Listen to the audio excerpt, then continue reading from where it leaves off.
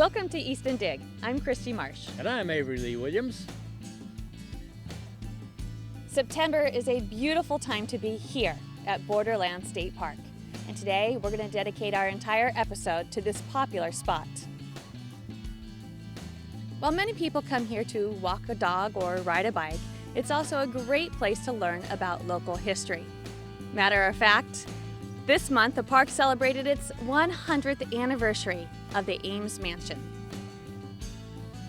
For our first piece, we'll take an inside look at the mansion and learn about its fascinating owners, Blanche and Oakes Ames.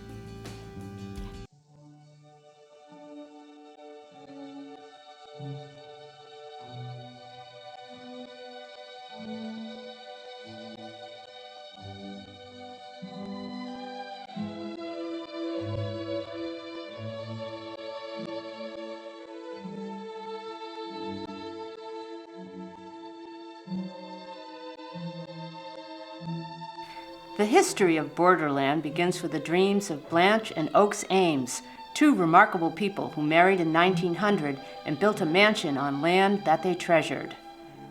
Oakes was a botanist and teacher at Harvard University who fancied orchids, and Blanche was an inventor, suffragette, architect, and prolific artist who painted family portraits that still grace the mansion's walls. The two loved the outdoors and wanted to live in a home in which they could embrace the natural world. They began purchasing land that is now part of Borderland Park shortly after they were married, and it grew into a sprawling estate that spans 1,250 acres. They then built a 22,000 square foot mansion, which was just finished just 100 years ago.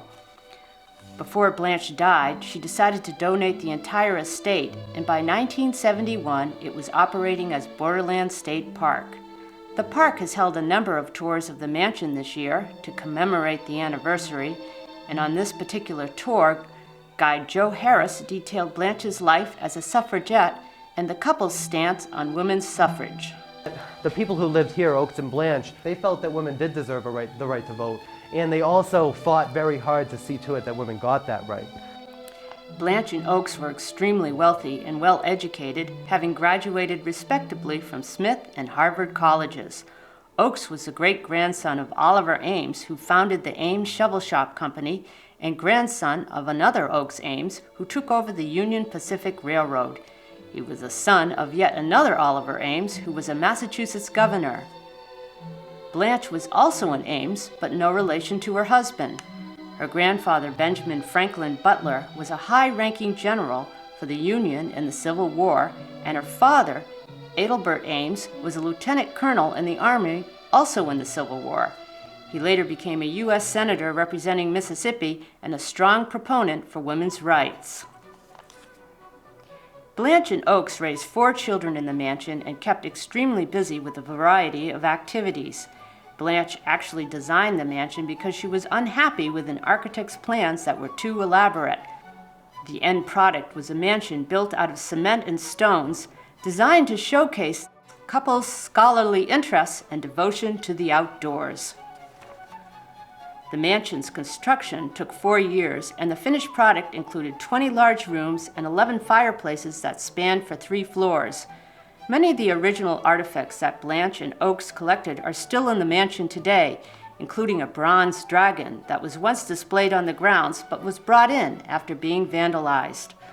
Also along the walls are the many portraits that Blanche painted of family members and painting of orchids, which she became famous for. Her daughter Pauline says she was so entrenched in her work she didn't have time to socialize.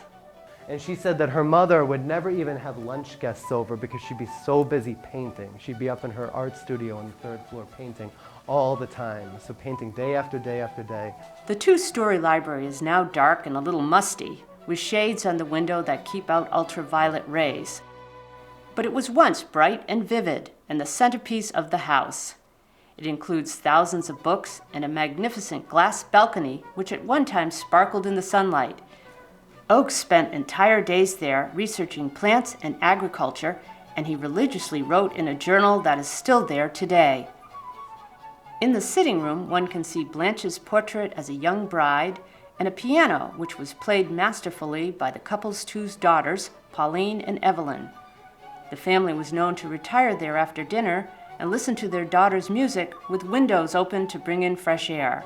The floor-length windows were constructed to open as doors, and they were included throughout the first floor, including the dining room, so people could go outside from every room. The dining room is now one of the most inviting rooms in the house, and it features a chandelier with a replica of the Santa Maria on it. It also gives indications of an era gone by with a hidden string under the carpet, which is where Blanche is believed to have sat. It is speculated that she would summon servants by pulling the string without being obvious to guests. Though the Ames were extremely hardworking people, they did have 7 to 8 servants who helped them run the estate. The servants had their own entrances at the mansion, and they worked hard in a large kitchen, which seems quite rudimentary by today's standards, but was quite modern in those days. Blanche continued to live in the home as she grew older until the late 60s. She kept many of the old appliances there, including an electric icebox, which was eventually replaced by a 1950s refrigerator, which is still operating. At the end of her life, she decided that she didn't want all her property to be sold off and developed, so she decided to donate it. Blanche, before she died, started making arrangements to have it protected. She realized that as she got older, that she didn't want to see her beautiful estate, Borderland, split up, developed, sold off, built on. So she started making arrangements for some sort of organization to come in and preserve it so that future generations, just like you folks today, could come here and experience these things. Today, hundreds of people visit Borderland daily, and they use the land just as it was used by the Ameses. The family put great effort into turning it into a mecca for wildlife and recreation by keeping the fields cleared. They also rebuilt and constructed new dams to turn swamps into a series of picturesque ponds. Children still go sledding on the same slopes as the Ames' children, and people still fish in the ponds. The state has also maintained a series of trails which are used by hikers, mountain bikers, and cross-country teams. At one time, Leonardo DiCaprio visited to film a part of Shutter Island at the lodge on Lower Leech Pond. The entire estate is a great legacy to the Ames family, who have contributed historical buildings and lands throughout the area. And for many nearby residents, it continues to be a favorite place to get away from it all.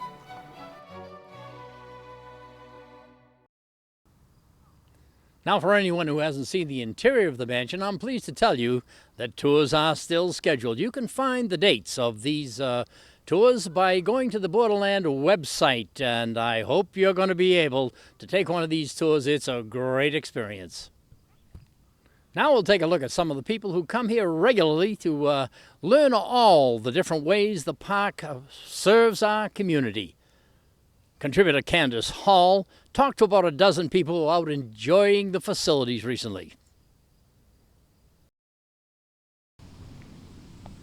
Hi, I'm Candace Hall, and we're here at Borderland State Park, and we came here to talk to a lot of different people just to get an idea of their experiences here and exactly why they come here.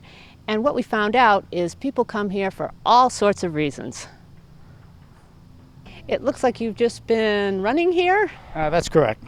Is this something that you like to do regularly? Yeah, I usually come here 2 or 3 times a week. Yeah. What is it that you like about here? They keep it real clean. It's got great running trails, and the staff is real friendly too, always helpful.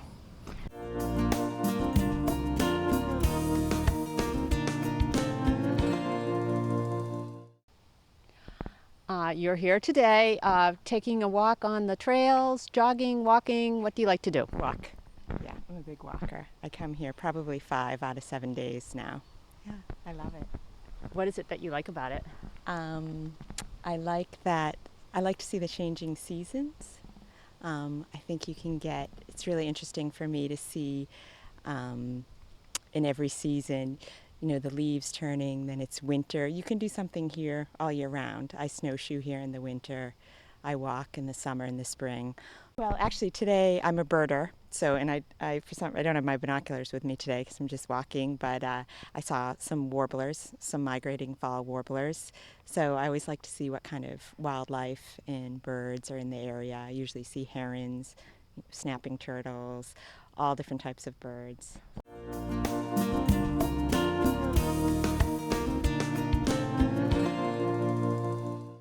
Mountain biking, but we bring the family and go for walks, bring the dogs, let them run around. It's a great place. There's a known mountain bike trail up on the northern section of the park that actually has got some national recognition. It's called Bob's Trail, so a lot of mountain bikers go through there. So it's pretty nice.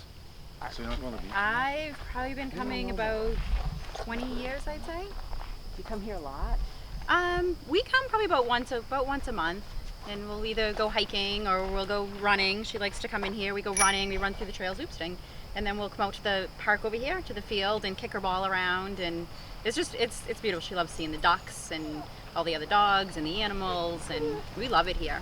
Just the scenery, and it's beautiful, and they keep it so clean, and it's nice. Everybody's pleasant and friendly, and it's a beautiful place to come. There's really nice trails out here.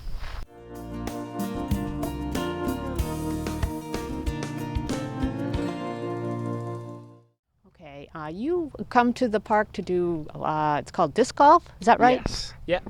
And is this the only place around where you can do that kind of thing? Yes, there's not a lot of courses in Massachusetts, but out of the courses that are here, so this one's excellent. What do you like about it? So it's set in nature, so there's a lot of trees and rocks. It's just great. Yeah. So what do you think, man? It's one of the harder courses in the country, actually. We were just talking with the ranger over in the center there, and he's saying it's one of the more difficult, challenging courses. So people come from all over to play this course. The closest one from here, other than this one, is out in Leicester, Massachusetts. So it's nice for us because it's local, but it's challenging, and it has also 2 courses. So there's whites and blues, and so it's nice to mix it up, and it's just a lot of fun to be outside and walking around and enjoying nature.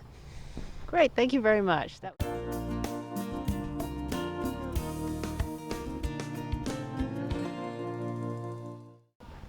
Hi, I see you're here with your dog. Is this something you like to do regularly, come and walk or run with your dog? Run with my dog mostly. Sometimes walk, but I'm lately running. And how far are you able to go? That's a tough call. I have to try to measure it out. I think it's between 3 to 4.5 miles, depending on the trail. What does your dog think of all of this? Cassie loves running. She just enjoys all the smells and the other dogs and sometimes the occasional baby carriage. Yeah, it's a great place for a dog. It is a great place. What about you? What do you like about Borderland? It's very peaceful. It's well maintained. It's a chance to run without interruption from cars or from, external influences. It's very, very calming. Absolutely, and a great way to just kind of get away from it all. Exactly, yeah. Okay. And they have a wonderful mansion that they give tours every Sunday, just to put in a plug for that. It's like from 1 to 3, and you get to see the people who used to live here and who ceded the park to the town, I guess. Did you go on a tour? Uh-huh. What'd you think? It's beautiful. I mean, they have preserved an awful lot of what had been in the house when the family inhabited it.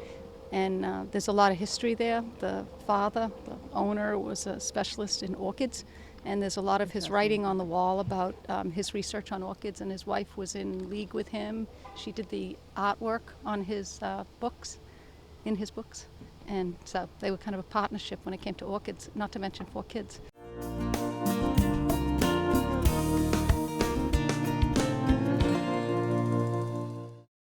Do you come here regularly to picnic? We try to come as often as we can, either to just have a quick lunch with people, friends, or we just like to walk around and just view the scenery. It's kind of peaceful here and relaxing. We bring her daughter, and we bring my kids here a lot. They enjoy the wildlife and have a picnic. They like going to see the mansion, and we've done the snow walk, the tours, and also the wildlife footprints. They like to do that also. So they enjoy the programs, the different tours. They can walk all the way around the park, and it's a lot of fun. But picnics are a lot of fun, especially now that the summer is starting to go. No, we just came today because it was nice out, and so we took a ride over here, and here we are. We walked way down to the end of it's an older house down there. It's livable, but it doesn't look like anyone's in it right now. No. So we had a nice long walk, and now we need to eat. Get some great. liquid in us. Enough said. I will let you get going. Thank you very much. All right.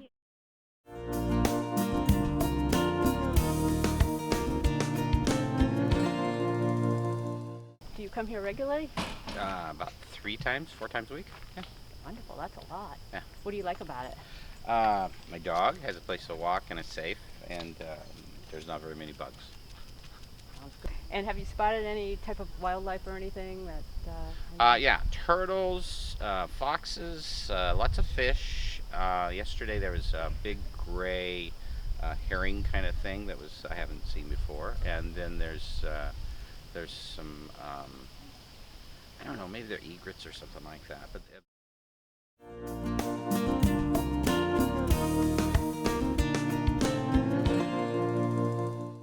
And we are busy moms that are trying to fit everything into our schedule, and we decided to start coming here about a year ago so we could get a nice walk in the morning and connect with each other and enjoy the beautiful park in the area. We try to meet once a month. Yeah. We do the loop of the lake, and it's a great place to get away and catch up.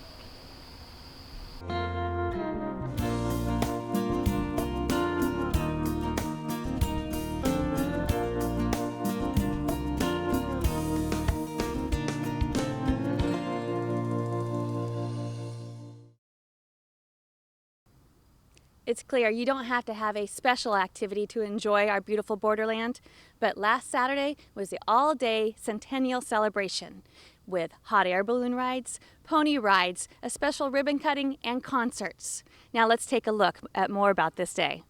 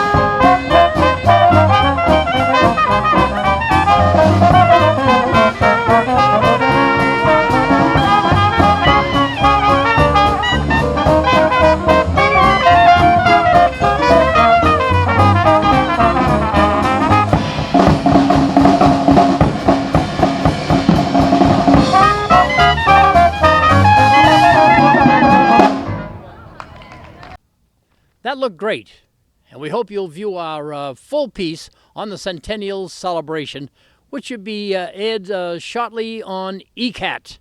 And we also want to thank Friends of Borderland who organized this event. And now for the last piece.